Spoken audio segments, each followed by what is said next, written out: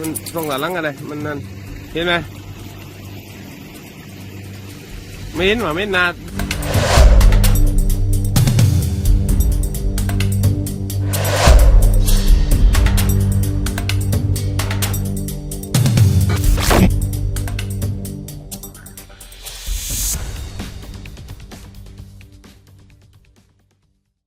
ระดับบิ๊กกองทัพบกบุกลงพื้นที่ไปขันน็อตการทำงานของทหารที่ประจำการแนวหน้าซิลชายแดนไทยเมียนมานั่นคือพลเอกทรงวิทย์ นนท์ภักดีผู้บัญชาการทหารสูงสุดยกทัพนายพลระดับแม่ทัพลงพื้นที่อำเภอแม่สอดจังหวัดตากโดยมีแม่ทัพภาคที่ 3ผู้บัญชาการกองกำลังนเรศวรและผู้บังคับหน่วยเฉพาะกิจราชมนูที่เป็นนักรบแนวหน้าป้องกันชายแดนและอธิปไตยมารับนโยบายแก้ปัญหายาเสพติดอาชญากรรมทางเทคโนโลยีและสารสนเทศหรือสแกมเมอร์และปัญหาด้านการค้ามนุษย์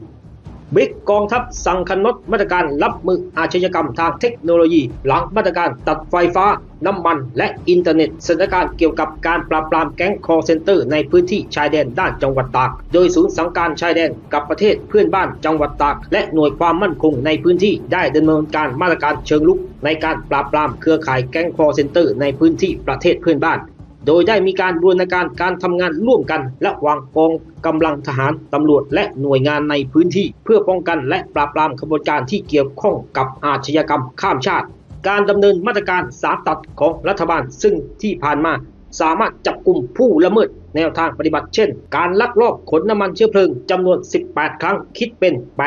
8,843 ลิตรตรวจพบการเคลื่อนย้ายอุปกรณ์สื่อสารอิเล็กทรอนิกส์จำนวน8ครั้งพร้อมของกลาง Starlink 4 แผงที่นำไปใช้เป็นเครื่องมือของแก๊งคอลเซ็นเตอร์ขณะที่การป้องกันและปราบปรามยาเสพติดจับกุมยาเสพติด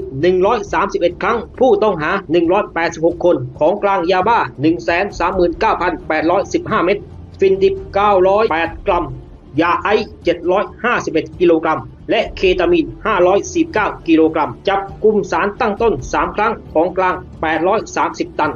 ขณะที่สถานการณ์การลักลอบหลบหนีเข้าเมืองและการค้ามนุษย์การลักลอบเข้าเมืองผิดกฎหมายจากมาตรการเฝ้าระวังและลาดตระเวนที่เข้มข้นเจ้าหน้าที่สามารถสกัดกั้นผู้ลักลอบเข้าเมืองผิดกฎหมายซึ่งอาจเป็นกลุ่มแก๊งคอลเซ็นเตอร์หรือเหยื่อการค้ามนุษย์ได้เป็นจำนวนมากพร้อมทั้งขยายผลไปยังกลุ่มขบวนการการนำพาบุคคลชาวต่างชาติจากพื้นที่ตอนในมายังพื้นที่ชายแดนโดยมีผลการปฏิบัติการ315ครั้งสามารถจับกุมผู้นำพา44คนผู้ลักลอบเข้าเมืองโดยผิดกฎหมาย907คนและสามารถช่วยเหลือผู้ตกเป็นเหยื่อการค้ามนุษย์200คน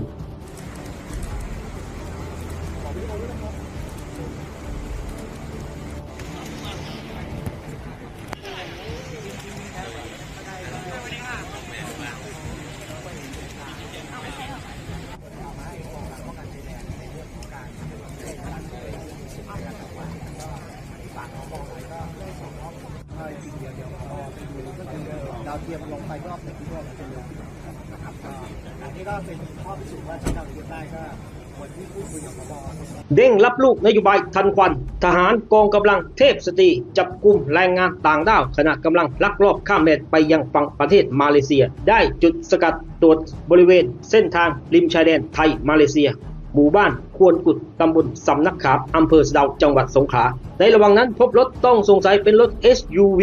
ขับเข้ามาโดยก่อนถึงด่านรถดังกล่าวได้กลับรถและขับหลบหนีไปตามเส้นทางเดิมมุ่งหน้าด้านบ้านพลุเตียวตำบลสำนักขามเจ้าหน้าที่จึงไล่ตามไปจนกระทั่งมาถึงบริเวณบ้านควรกุลตำบลสำนักขามอำเภอสะเดารถคันดังกล่าวได้ปล่อยให้คนที่โดยสารมาในรถซึ่งเป็นแรงงานลงมาจากรถก่อนที่แรงงานเหล่านี้จะวิ่งเข้าไปในป่าข้างทางโดยเจ้าหน้าที่ได้ติดตามไล่ล่าและจับกุมแรงงานต่างด้าวไว้ได้จำนวน6คนเป็นหญิง4คนชาย2คนขณะที่คนขับรถดังกล่าวหลบหนีไปจากการตรวจสอบเบื้องต้นพบว่ากลุ่มแรงงานต่างด้าวทั้งหมดเป็นสัญชาติเมียนมาแต่ละคนไม่มีเอกสารแสดงตนในการเข้าเมืองที่ถูกกฎหมายจากการสอบถามพบว่าแรงงานต่างด้าวทั้งหมดเดินทางมาจากรัฐยะไข่ประเทศพม่าลักลอบเข้ามาทางด่านเจดีสามองค์อำเภอสังขละบุรีจังหวัดกาญจนบุรีโดยเดินทางมากับรถกระบะรับต่อมาเป็นช่วงๆเพื่อเดินทางไปยังประเทศมาเลเซียโดยมีกำหนดใช้เวลา2 สัปดาห์เพื่อเดินทางไปถึงมาเลเซียโดยจะอาศัยพักอยู่กับ แนวป่าก่อนที่รถมารับและนำไปส่งบริเวณชายแดนไทยมาเลเซียโดยจ่ายค่าในหน้าคนละ5 ล้านจาร์ดหรือ 45,000 บาทไทยเพื่อค่าไปทำงานในประเทศพม่าโดยไม่ทราบชื่อนายหน้าและบุคคลนำพารู้ว่าเป็นคนสัญชาติพม่าด้วยกันซึ่งการจับกุมในครั้งนี้ถือเป็นครั้งแรกในรอบปีเนื่องจากที่ผ่านมาบุคคลที่นำพาแรงงานต่างด้าวมักจะใช้เส้นทางหลากหลายเพื่อตบตาเจ้าหน้าที่และส่วนมากจะใช้เส้นทางของพื้นที่3 จังหวัดชายแดนภาคใต้เป็นช่องทางหลบหนี น้ำมันนะนี่ขอบเลยนะโอเคครับอันนี้บันทึกไปตลอดเลยอะได้นี่มุมเนี้ยได้นี่ขอบเลยนะโอเคครับ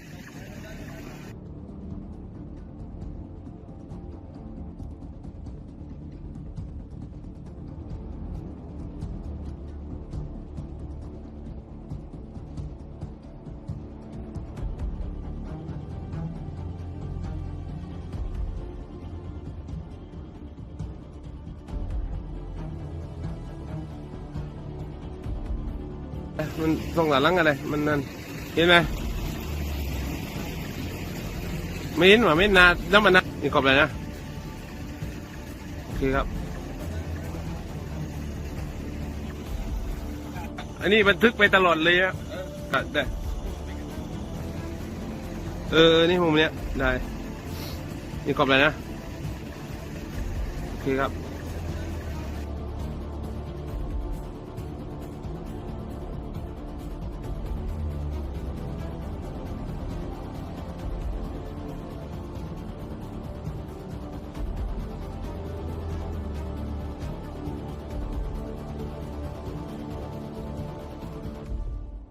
มาร่วมสนับสนุนท็อปนิวส์นำเสนอความจริงได้แล้ววันนี้เพียงกดปุ่ม Super Thanks แล้วเลือกจำนวนเงินตามที่ต้องการได้เลยครับขอบคุณครับ